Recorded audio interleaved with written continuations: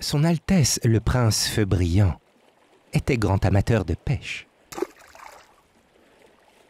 Et sa chance était telle que les grands poissons, les petits poissons et toute espèce de poisson se faisaient prendre à la ligne. Son frère cadet, le prince Feu Luisant, était au contraire grand chasseur, et son bonheur était de courir sur les collines, à travers les bois, où il prenait des oiseaux et des bêtes de toutes sortes.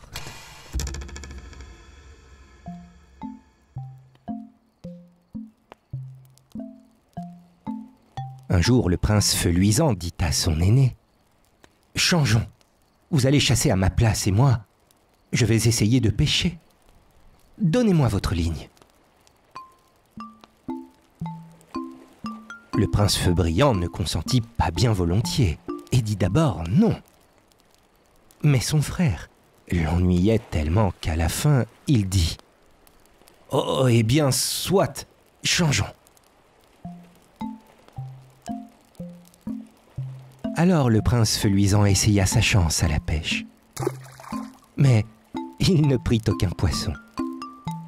Et ce qui était bien pis, il perdit l'hameçon de son frère dans la mer.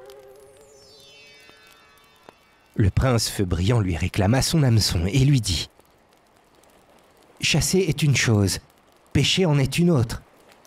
Retournons chacun à nos occupations. »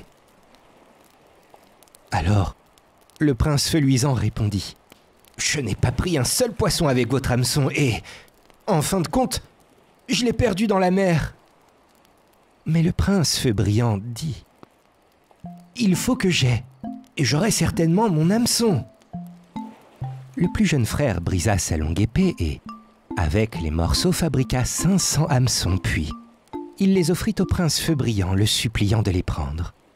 Celui-ci refusa.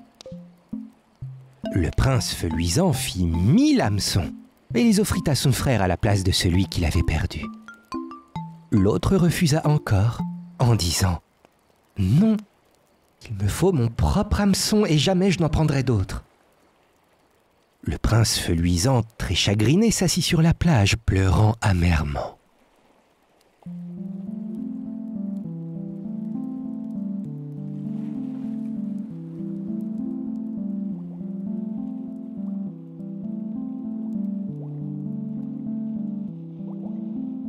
Cependant, comme il était dans cet état, le vieux sage de la mer vint à lui et lui dit : « Pourquoi pleurez-vous si fort, prince Feu Luisant ?»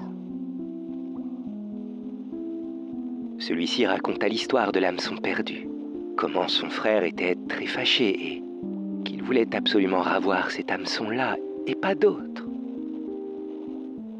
Alors le vieux sage de la mer construisit un petit bateau solide et il fit s'asseoir dedans le prince Feu Luisant.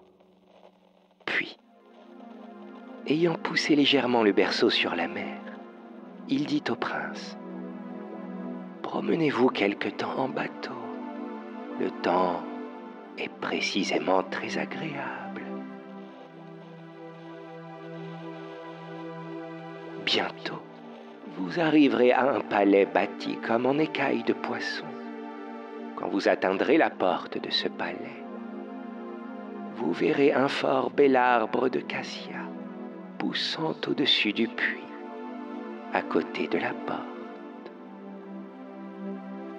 Si vous grimpez sur cet arbre et si vous vous asseyez sur le haut, la fille du roi de la mer viendra vous voir et vous dira ce que vous avez à faire.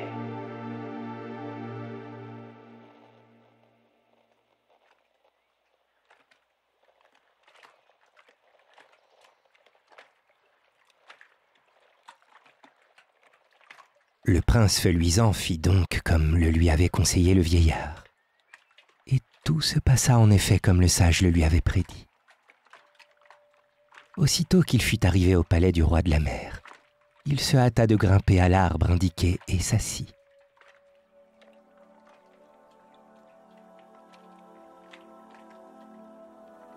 Alors les suivantes de la princesse Perle, fille du roi de la mer, vinrent, portant des pots à eau en or.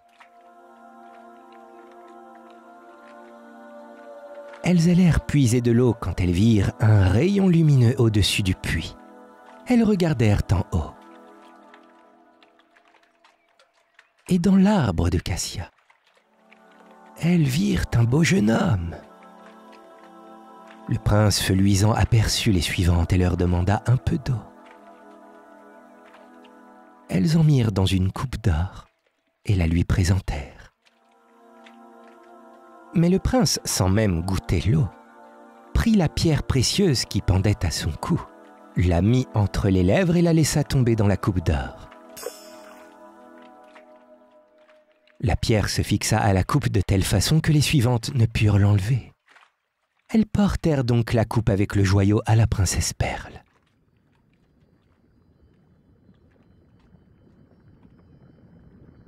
Quand elle vit la pierre précieuse, la princesse demanda à ses suivantes « Est-ce qu'il y a quelqu'un près de la porte ?» Elles lui répondirent « Il y a quelqu'un en effet, assis sur l'arbre de cassia, au-dessus de notre porte. C'est un beau jeune homme, plus beau même que notre roi.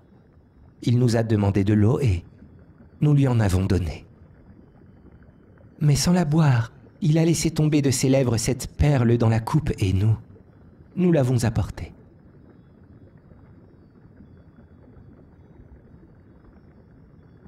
La princesse Perle, jugeant ce fait très étrange, alla voir. Et vraiment, elle fut ravie à la vue du jeune prince, mais sans donner à ce dernier le temps de la voir à son aise. Elle se sauva vite trouver son père et lui dit « Père, il y a à la porte une fort belle personne. » Alors le roi de la mer en personne sortit pour voir. Quand il aperçut le jeune homme en haut de l'arbre, il sut tout de suite que ce devait être le prince feu luisant. Il le fit descendre et le conduisit au palais, où il le fit asseoir sur un trône fait de peaux de veau marin, de tapis de soie très épais. Un grand festin fut alors préparé, et tout le monde fut si bon et si aimable pour le prince feu luisant qu'à la fin, il épousa la princesse Perle et vécut dans le pays pendant 3 ans. Or, une nuit, alors que les 3 années étaient presque passées, le prince feu luisant pensa à sa maison, à ce qui y était arrivé, et poussa un profond soupir.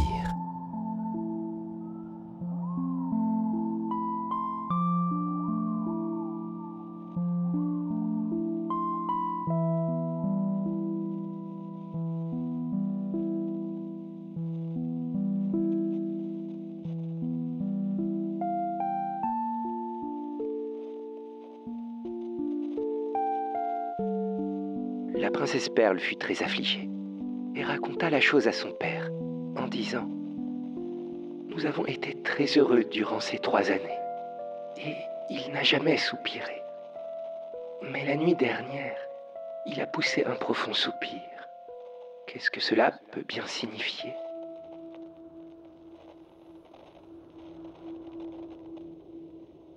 Le roi de la mer demanda alors au prince de lui confier ce qui le chagrinait. Et aussi, pour quel motif il était venu dans son pays. Le prince raconta au roi toute l'histoire de l'hameçon perdu et comment son frère aîné s'était conduit à son égard.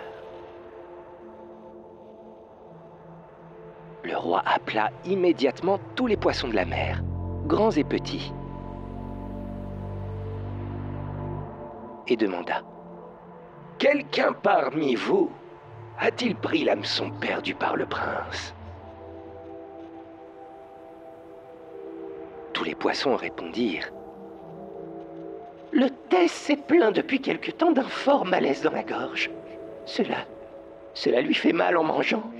Peut-être a-t-il avalé l'hameçon. » On pria aussitôt le thé de se laisser examiner. Et effectivement, on trouva l'hameçon dans sa gorge. On l'enleva, et après l'avoir bien lavé, on le remit au prince feu luisant. Le roi de la mer lui remit aussi 2 pierres précieuses. L'une avait la faculté de faire retirer la marée, l'autre, celle de la faire monter. Puis il dit au prince: « Allez maintenant chez vous et rendez l'hameçon à votre frère.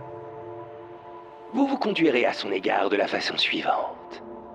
S'il plante ses champs de riz dans la montagne, plantez les vôtres dans la vallée. S'il les plante dans la vallée, plantez les vôtres dans la montagne. Je gouvernerai l'onde de façon qu'elle vous soit toujours propice et qu'elle lui soit toujours défavorable. Si le prince Feu Brillant est fâché à cause de cela et cherche à vous tuer, alors sortez la pierre précieuse qui fait monter la marée et votre frère sera englouti. Mais s'il se repent et demande pardon, sortez la pierre précieuse qui fait retirer la marée, et l'eau baissera immédiatement en le laissant sain et sauf. » Le roi de la mer appela alors tous les crocodiles et dit: « Son Altesse le prince Feu Luisant va dans le monde d'en haut. Qui de vous peut l'y conduire rapidement et me répondre de lui ?» Un crocodile d'une coudée s'avança et dit qu'en un jour il porterait le prince et serait de retour. « Allez donc, et ne l'effrayez pas en traversant la vaste mer. »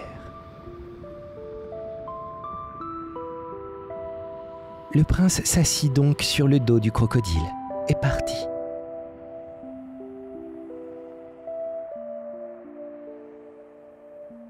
Le crocodile le transporta en un jour, comme il l'avait promis. En le quittant, le prince Feu Luisant détacha son poignard et le mit sur le cou du crocodile, puis celui-ci partit.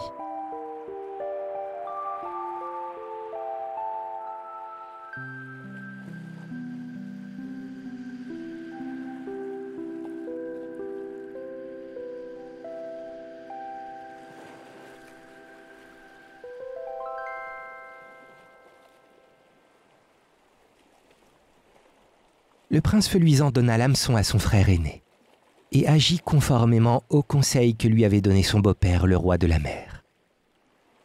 À partir de ce moment, le prince Feu Brillant devint très pauvre et voulut, dans une grande colère, tuer son frère. Mais le prince Feu Luisant sortit sa pierre précieuse pour le noyer. Quand il vit le péril, le prince Feu Brillant dit qu'il était bien fâché et se repentit. Aussitôt, son frère mit devant lui la pierre qui faisait reculer la mer. Et peu après, il fit amende honorable et se soumit à son frère, lui promettant de lui servir de garde du corps jour et nuit et de l'assister dans toutes choses.